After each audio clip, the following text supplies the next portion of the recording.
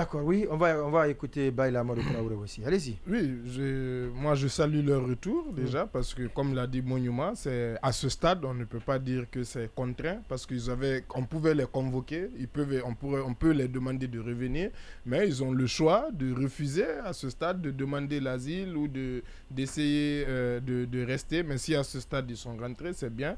Et maintenant on espère aussi que ces procédures-là vont obéir à un certain sérieux pour pouvoir démêler le vrai du faux, mais pour pouvoir démêler le vrai du faux. Après, je me pose aussi la question de savoir est-ce que c'est de ces seules affaires-là qui sont médiatisées qu'on les reproche, ou est-ce que aussi Mais comme il l'a dit pour le moment, officiellement, c'est de cela qu'il s'agit. Oui, mais certainement, surtout pour le cas Charles, il y a beaucoup de pianteurs autour de lui. Oui, parce que d'ailleurs, en parlant de Charles, parce que je pense, il me semble, malheureusement, ma connexion elle est défectueuse. Elle est défectueuse. Sinon, il me semble qu'il y a eu des conseils des ministres où on a demandé d'auditer les contrats. Où ça, ce n'était pas Charles, ou en tout cas, ce n'était pas.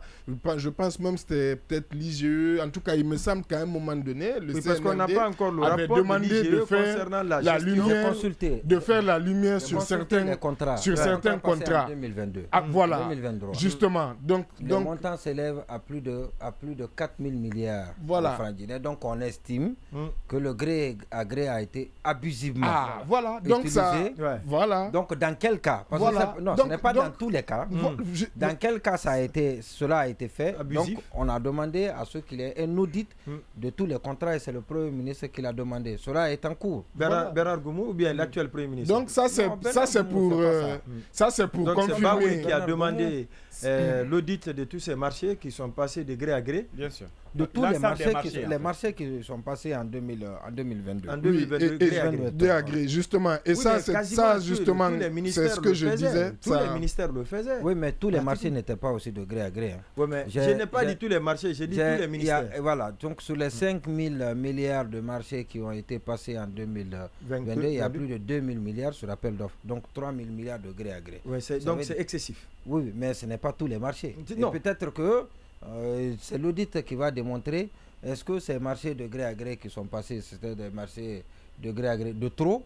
Est-ce que c'était juste? Est-ce que ça a obéi? Parce que le gré à gré aussi est reconnu dans le code de passation des marchés publics. Est-ce que la procédure de gré à gré a été respectée dans les différents marchés qui sont passés? Et peut-être que c'est l'audit qui va nous le démontrer. Mais on ne peut pas, malheureusement, dans l'opinion, dès qu'on parle de gré à gré, on dit que c'est du détournement. Et donc, c'est ce dont les gens qui ont passé les marchés de gré à gré sont victimes aujourd'hui. Oui, mais sauf que les conditions de gré à gré non seulement sont définies, mais il y a la façon de procéder. Même quand c'est la loi encadre tout. La loi a véritablement encadré tout. D'accord. Et l'autre sujet. Mais moi, j'avais quand même envie de poser une question.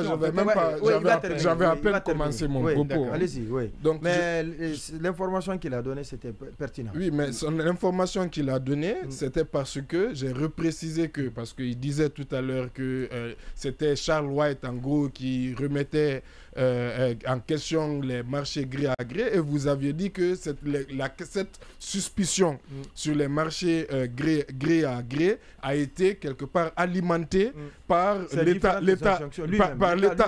même. Et c'est justement en précisant cet aspect-là que j'ai rappelé que au-delà de Charles White, le CNRD avait déjà quelque part jeté la suspicion, le gouvernement, sur les contrats marché gré à gré, justement en demandant l'audit de tous ces contrats-là. Et quand justement Monument confirme que le montant dépasse quelque part la proportion qui est indiquée par la loi, c'est raison pour laquelle on dit qu'aujourd'hui, effectivement, c'est à raison qu'on suspecte que l'utilisation des marchés gré à gré, bien qu'il soit prévu par la loi, soit qu'il y ait des soupçons de corruption sur ces marchés gré à gré. Et l'autre aspect aussi, je me pose la question aussi, parce que c'est vrai que ça c'est concernant les deux anciens ministres. Maintenant, le ministre en exercice Mouri Condé, je rappelle aussi simplement en tout cas qu'à un moment donné aussi,